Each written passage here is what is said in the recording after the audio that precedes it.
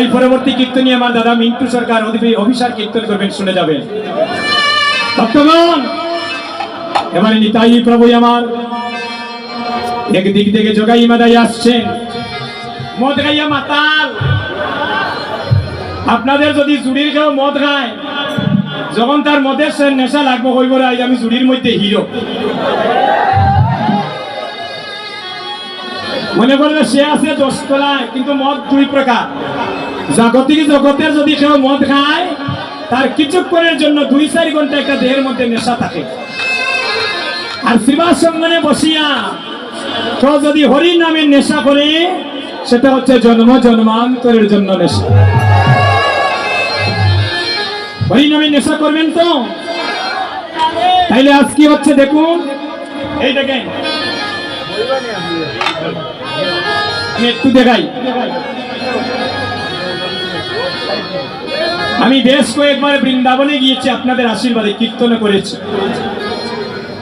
ওই বৃন্দাবনে একটা জিনিস দেখলাম, ওই বৃন্দাবনের মায়েদের ঘুমটাটা ওইভাবে থাকে যেভাবে দেখাচ্ছে, এইভাবে ঘুমটা থাকে। আস্তে আস্তে কথাগুলো শুনে, ঘড়ির কাটার সময় নাই, 5 মিনিট আছে, শুনিয়া যায়। কেন? একজন মারে জিগাইলাম যে আপনারা এইভাবে ঘুমটা দেন, কারণ কিটা? মায়েরা বললেন আমাদের নিজের স্বামী ব্যতীত আর জগৎ স্বামী ব্যতীত আমাদের বদনটা কাউকে দেখাতে চাই। তাই তো তাদের নাম হয়েছিল ব্রজের গোপী, গোপনে গোপনে প্রেম করেছিলেন। বৃন্দাবনে এখনো বাঁশি বাজে, বিশ্বাস হয় না? এখনো বাঁশি বাজে, বাজেনি বাঁশি? শুনছেননি কোনদিন? তাহলে কিলা কইলা যে বাঁশি বাজে? আমরা জানি বাঁশি বাজে না, বাজে কথা শুনতে শুনতে কর্ণটা বদি হয়ে গিয়েছে। কিন্তু এখনো সেই বৃন্দাবনে বাঁশি বাজে, বাজে রে, এখনো সেই বাজে বাঁশি বাজে, বাঁশি বাজে বাজে রে।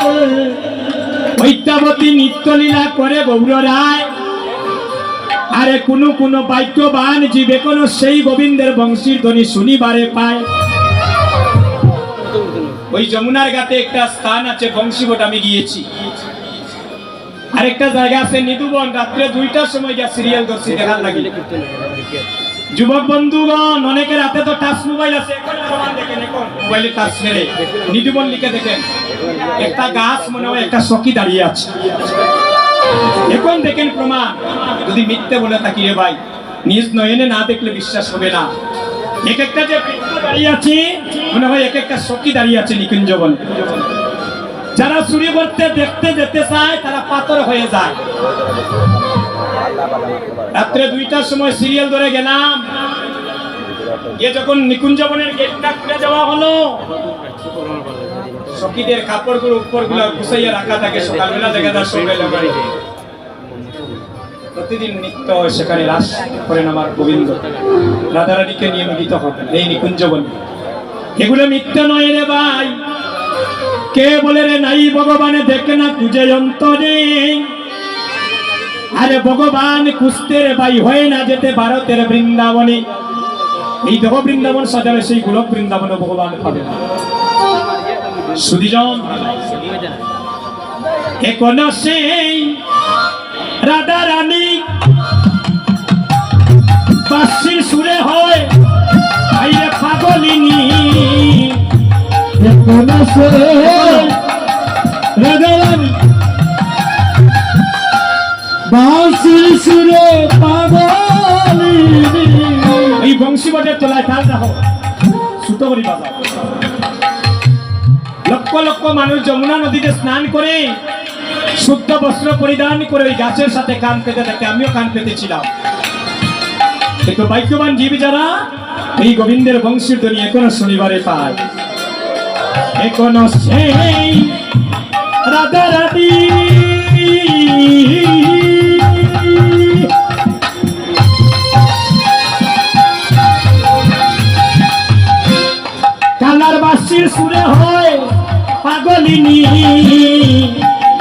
কোন সেই রাধারানী হরি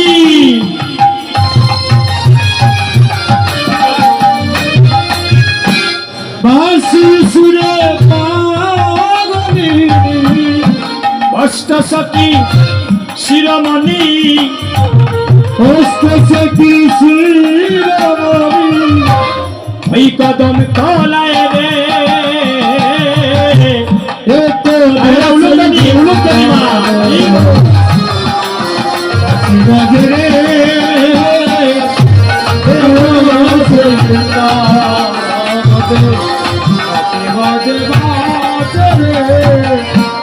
এখন সেই গাবিগুলি তারা গুছারণে ব্রজের উড়াই দুলি কোন সেই গাড়িগুলি গুছালনে উড়ে গুলি সকাল শনি কুলা কুলি সকাল সবে কুলা কুলি আমার কৃষ্ণ করে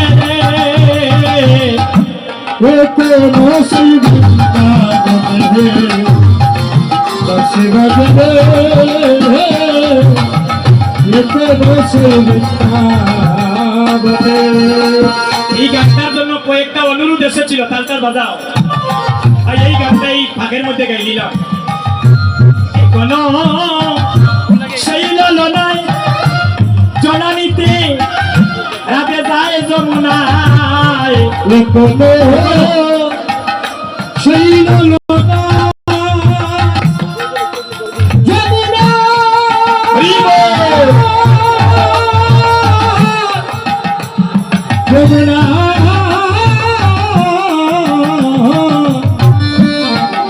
কোন সেই ললনা জলনিতে যমুনা সেই চলনায় ওই কদম তলায় সেই চলনায় কদম তলায় কৃষ্ণ আছে রে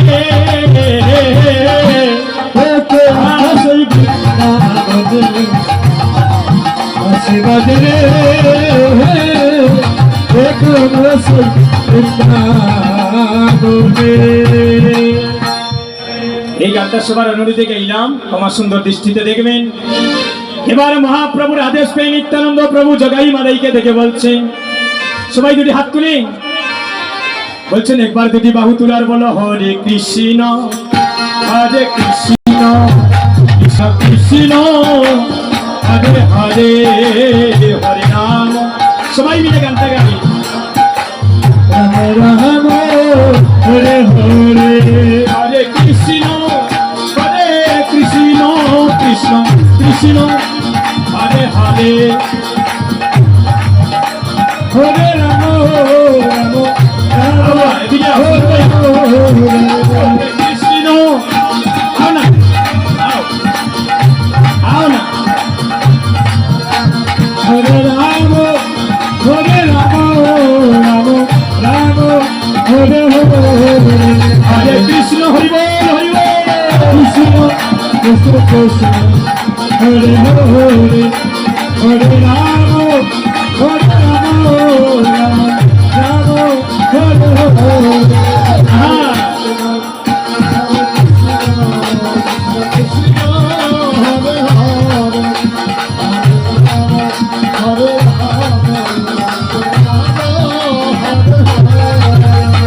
আমার সিলেট বিভাগের সুনামধন্য কীর্তনী আমার প্রাণের ভাই সমলবদ্ধ উনি আমাদেরকে আলোচনা করেছিলেন এই কীর্তনের জন্য আসলে আজকে আপনাদের এখানে কীর্তন করে অনেক ভালো লাগলো আর একটি কথা না বললে নয় এই যে আমার অনেক গানগুলো আপনারা ইউটিউবে দেখেছেন